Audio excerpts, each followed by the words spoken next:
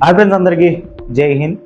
So మొన్న చూసుకున్నాం కదా, రాహుల్ గాంధీ ఓట్ షోర్, నోట్లో దొంగతనం అవుతుంది మోదీ, అది దాని పెద్ద పెద్ద మాటలు మాట్లాడిండు. సో ఇది ఇప్పుడు మీకు వినబడుతుంది కావచ్చు. ఒకప్పుడే తెలంగాణలో మాధవిలత అమ్మ పాపం, ఆమె ఎంత కష్టపడ్డా అంటే ఆమె ఎన్నో నిరూపణ చేసింది.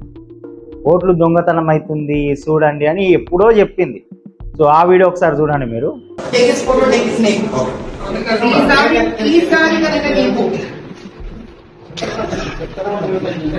మాధవిలత అమ్మని ఎవరు గుర్తించలే, ఎందుకంటే ఆడది కదా, ఆడది మళ్ళీ ఓడిపోయిన టీమ్.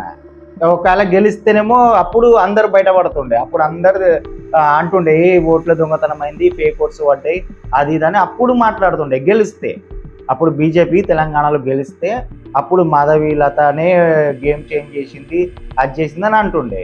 ఇప్పుడు ఇంకా కాంగ్రెస్ గెలిచింది కదా, అందుకొరకే అది అక్కడనే కూల్ అయిపోయింది మ్యాటర్.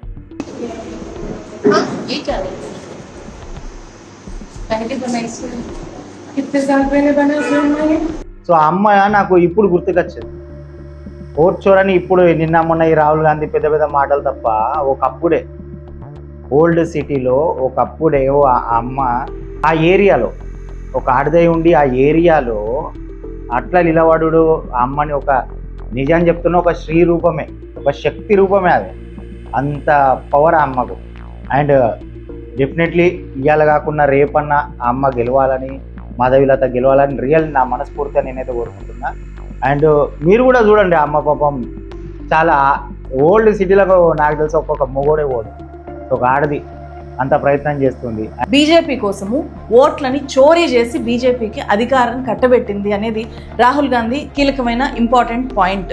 అడ్డంగా దొరికిపోయిన భారతీయ జనతా పార్టీ, నరేంద్ర మోదీ, అమిత్ షా చేసిన ఈ ఓటుల దొంగతనం ఏదైతే, మా రాహుల్ గాంధీ మా లీడర్, మా రాహుల్ గాంధీ అయింది అంటే అయింది, కానీ సంతకం అయితే పెట్టలేడు ఇంతవరదే.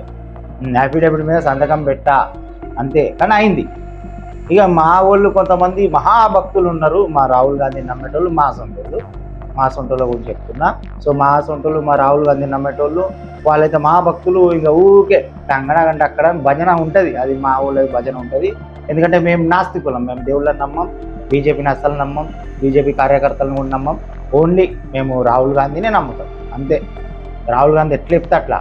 రాహుల్ గాంధీ ఒక వీడియో పెట్టిండంటే ఆ గంతి అదే ప్రూఫ్, అదే ఎవిడెన్స్, అదే అన్నీ, అదే ఎఫ్ఐఆర్ కావాలి, అవే అన్నీ కావాలి. ఇంకా అయిపోయా అది, ఇంకా దాని మీద చర్చ నడవాలి అంతే. దాని ఏమంటారు అంటే దానికి ఒక మూతి ఉండదు, దానికి ఒక తోపు ఉండదు అంతే.